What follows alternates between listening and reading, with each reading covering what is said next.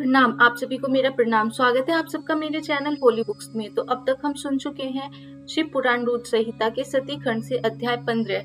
आज हम सुनने वाले हैं इससे अगला अध्याय। तो चलिए शुरू करते हैं। इस अध्याय में हम सुनेंगे ब्रह्मा जी का रुद्रदेव से सती के साथ विवाह करने का अनुरोध, श्री विष्णु द्वारा अनुमोदन और श्री रुद्र की इसके लिए स्वीकृति। ब्रह्मा जी कहते हैं, श्री विष्णु आदि देवताओं द्वारा की हुई उस स्तुति को सुनकर सबकी उत्पत्ति के हेतुभूत भगवान शंकर बड़े प्रसन्न हुए और जोर जोर से हंसने लगे। मुझ ब्रह्मा और विष्णु को अपनी अपनी पत्नी के साथ आया हुआ देख महादेवी जी ने हम लोगों से यथोचित वार्तालाप किया और हमारे आगमन का कारण पूछा। रुद्र बोले, हे हरे, हे विधे तथा हे देवताओं और महर्षियों, आज निर्भय होकर यहाँ अपने आने का ठीक ठीक कारण बताओ।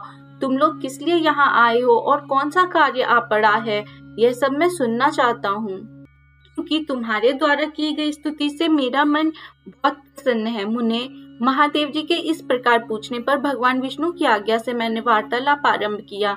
मुझ ब्रह्मा ने कहा, देव महादेव करुणा सागर प्रभु, हम दोनों इन देवताओं और ऋषियों के साथ जिस उद्देश्य से यहाँ आए हैं उसे सुनिए। वृषभ ध्वज, विशेषतः आपके ही लिए हमारा यहाँ आगमन हुआ है, क्योंकि हम तीनों सहार्थी हैं। सृष्टि चक्र के संचालन रूप प्रयोजन की सिद्धि के लिए एक दूसरे के सहायक हैं। सहार्थी को सदा परस्पर यथा योग्य सहयोग करना चाहिए, अन्यथा यह जगत टिक नहीं सकता। महेश्वर, कुछ ऐसे असुर उत्पन्न होंगे जो मेरे हाथ से मारे जाएंगे, कुछ भगवान विष्णु के और कुछ आपके हाथों नष्ट होंगे। महाप्रभु, कुछ असुर ऐसे होंगे जो आपके वीर्य से उत्पन्न हुए पुत्र के हाथ से ही मारे जा सकेंगे। प्रभु, कभी कोई विरले ही असुर ऐसे होंगे जो माया के हाथों द्वारा वध को प्राप्त होंगे। आप भगवान शंकर की कृपा से ही देवताओं को सदा उत्तम सुख प्राप्त होगा। घोर असुरों का विनाश करके आप जगत को सदा स्वास्थ्य एवं अभय प्रदान करेंगे। अथवा यह भी संभव है कि आपके हाथ से कोई भी असुर न मारे जाएं, क्योंकि आप सदा योग युक्त रहते हुए राग द्वेष से रहित हैं तथा एकमात्र दया करने में ही लगे रहते हैं। ईश, यदि वे असुर अपराधित हों, आपकी दया से अनुग्रहित होते रहें, तो सृष्टि और पालन का कार्य कैसे चल सकता है। अतः वृषभध्वज, आपको प्रतिदिन सृष्टि आदि उपयुक्त कार्य करने के लिए उद्यत रहना चाहिए। यदि सृष्टि पालन और संहार रूप कर्म न करने हों, तब तो हमने माया से जो भिन्न भिन्न शरीर धारण किए उनकी कोई उपयोगिता अथवा औचित्य ही नहीं है। वास्तव में हम तीनों एक ही हैं, कार्य के भेद से भिन्न भिन्न देह धारण करके स्थित हैं। यदि कार्य भेद न सिद्ध हो, तब तो हमारे रूप भेद का कोई प्रयोजन ही नहीं है। देव एक ही परमात्मा महेश्वर तीन स्वरूपों में विभक्त हुए हैं। इस रूप भेद में उनकी अपनी माया ही कारण है। वास्तव में प्रभु स्वतंत्र है, वे लीला के उद्देश्य ही ये सृष्टि आदि कार्य करते हैं। भगवान श्री हरि उनके बाएं अंग से प्रकट हुए हैं, मैं ब्रह्मा उनके दाएं अंग से प्रकट हुआ हूँ, और आप रुद्रदेव उन सदा शिव के हृदय से आविर्भूत हुए हैं। अतः आप ही शिव के पूर्ण रूप है। प्रभु, इस प्रकार अभिन्न रूप होते हुए भी हम तीनों रूपों में प्रकट हैं। सनातन देव, हम तीनों उन्हीं भगवान सदाशिव और शिवा के पुत्र हैं। इस यथार्थ तत्व का आप हृदय से अनुभव कीजिए। प्रभु, मैं और श्री विष्णु आपके आदेश से प्रसन्नता पूर्वक लोक की सृष्टि और पालन के कार्य कर रहे हैं तथा कार्य कारणवश सपत्नीक भी हो गए हैं। अतः आप भी विश्व हित के लिए तथा देवताओं को सुख पहुंचाने के लिए एक परम सुंदरी रमणी को अपनी पत्नी बनाने के लिए ग्रहण करें। महेश्वर, एक बात और है, उसे सुनिए। मुझे पहले के वृतांत का स्मरण हो आया है। पूर्व काल में आपने ही शिव रूप से जो बात हमारे सामने कही थी, वही इस समय सुना रहा हूँ। आपने कहा था, ब्राह्मण, मेरा ऐसा ही उत्तम रूप तुम्हारे अंग विशेष यानी ललाट से प्रकट होगा, जिसकी लोक में रुद्र नाम से प्रसिद्धि होगी। तुम ब्रह्मा सृष्टिकर्ता हो गए, श्री हरि जगत का पालन करने वाले हुए, और मैं सगुण रुद्र रूप होकर संहार करने वाला एक स्त्री के साथ विवाह करके लोक के उत्तम कार्य की सिद्धि करूंगा। अपनी कही हुई इस बात को याद करके आप अपनी ही पूर्व प्रतिज्ञा को पूर्ण कीजिए। स्वामी, आपका यह आदेश है कि मैं सृष्टि करूं, श्री हरि पालन करें और आप स्वयं संहार के हेतु बनकर प्रकट हों। सो आप साक्षात शिव ही संहारकर्ता के रूप में प्रकट हुए हैं। आपके बिना हम दोनों अपना अपना कार्य करने में समर्थ नहीं हैं।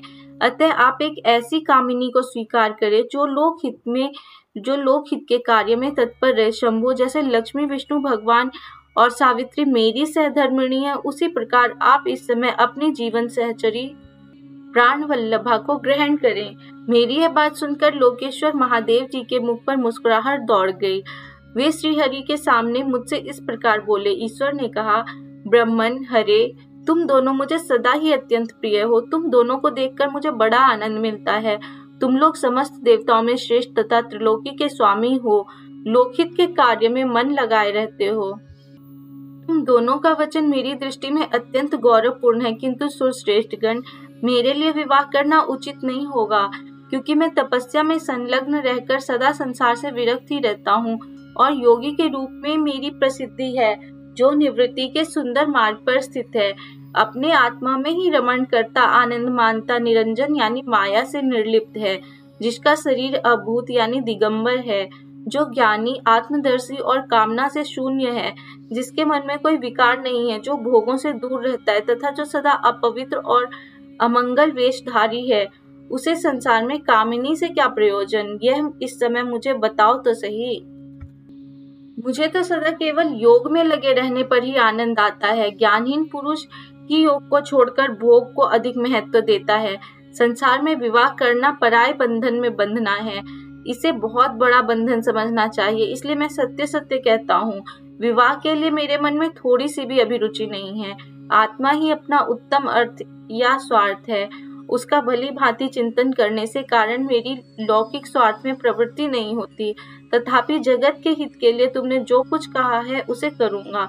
तुम्हारे वचन को गरिष्ठ मानकर अथवा अपनी कही हुई बात को पूर्ण करने के लिए मैं अवश्य विवाह करूंगा, क्योंकि मैं सदा भक्तों के वश में रहता हूँ। परंतु मैं जैसी नारी को प्रिय पत्नी के रूप में ग्रहण करूंगा और जैसी शर्त के साथ करूंगा उसे सुनो। हरे ब्राह्मण, मैं जो कुछ कहता हूँ वह सर्वथा उचित ही है। जो नारी मेरे तेज को विभाग पूर्वक ग्रहण कर सके, जो योगिनी तथा इच्छानुसार रूप धारण करने वाली हो, उसी को तुम पत्नी बनाने के लिए मुझे बताओ। जब मैं योग में तत्पर रहूं तब उसे भी योगिनी बनकर रहना होगा, और जब मैं कामासक्त हूँ तब उसे भी कामिनी के रूप में ही मेरे पास रहना होगा। वेद वेत्ता विद्वान जिन्हें अविनाशी बतलाते हैं, उन ज्योति स्वरूप सनातन शिव का मैं सदा चिंतन करता हूँ और करता रहूंगा। ब्राह्मण, उन सदाशिव के चिंतन में जब मैं ना लगा हूँ भी उस भामिनी के साथ में समागम कर सकता हूँ। जो मेरे शिव चिंतन में विघ्न डालने वाली होगी वह जीवित नहीं रह सकती। उसे अपने जीवन से हाथ धोना पड़ेगा। तुम, विष्णु और मैं तीनों ही ब्रह्म स्वरूप शिव के अंशभूत हैं। अतः महाभागगण, हमारे लिए उनका निरंतर चिंतन करना ही उचित है। कमलासन, उनके चिंतन के लिए मैं बिना विवाह के भी रह लूंगा, किंतु उनका चिंतन छोड़कर विवाह नहीं करूंगा। अतः तुम मुझे ऐसी पत्नी प्रदान करो जो सदा मेरे कर्म के अनुकूल चल सके। ब्राह्मण, उसमें भी मेरी एक और शर्त है, उससे तुम सुनो। यदि उस स्त्री का मुझ पर और मेरे वचन पर अविश्वास होगा तो मैं उसे त्याग दूंगा। उनकी यह बात सुनकर मैंने और श्री हरि ने मंद मुस्कान के साथ मन ही मन प्रसन्नता का अनुभव किया। फिर मैं विनम्र होकर बोला, नाथ महेश्वर प्रभु, आपने जैसी नारी की खोज आरंभ की है, वैसी ही स्त्री के विषय में मैं आपको प्रसन्नता पूर्वक कह रहा हूँ। साक्षात सदाशिव की धर्मपत्नी जो उमा है, वे ही जगत का कार्य सिद्ध करने के लिए भिन्न भिन्न रूपों में प्रकट हुई है। प्रभु सरस्वती और लक्ष्मी ये रूप धारण करके वे पहले ही यहाँ आ चुकी है। इनमें लक्ष्मी तो श्री विष्णु की प्राण वल्लभा हो गई और सरस्वती मेरी। अब हमारे लिए वे तीसरा रूप धारण करके प्रकट हुई हैं। प्रभु, लोकहित का कार्य करने की इच्छा वाली देवी शिवा दक्ष पुत्री के रूप में अवतीर्ण हुई हैं।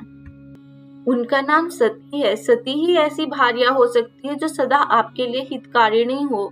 देवेश महातेजस्विनी सती आपके लिए, आपको पति रूप में प्राप्त करने के लिए दृढ़ता पूर्वक कठोर व्रत का पालन करती हुई तपस्या कर रही हैं। महेश्वर, आप उन्हें वर देने के लिए जाइए, कृपा कीजिए और बड़ी प्रसन्नता के साथ उन्हें उनकी तपस्या के अनुरूप वर देकर उनके साथ विवाह कीजिए। शंकर, भगवान विष्णु की, मेरी तथा इन संपूर्ण देवताओं की यही इच्छा है। आप अपनी शुभ दृष्टि से हमारी इस इच्छा को पूर्ण कीजिए, जिससे हम आदर पूर्वक इस उत्सव को देख सकें। ऐसा होने से तीनों लोकों में सुख देने वाला परम मंगल होगा और सबकी सारी चिंता मिट जाएगी, इसमें संशय नहीं है। तदनंतर मेरी बात समाप्त होने पर लीला विग्रह धारण करने वाले भक्त वत्सल महेश्वर से मधुसूदन अच्युत ने इसी का समर्थन किया। तब भक्त वत्सल भगवान शिव ने हंसकर कहा, बहुत अच्छा है, ऐसा ही होगा।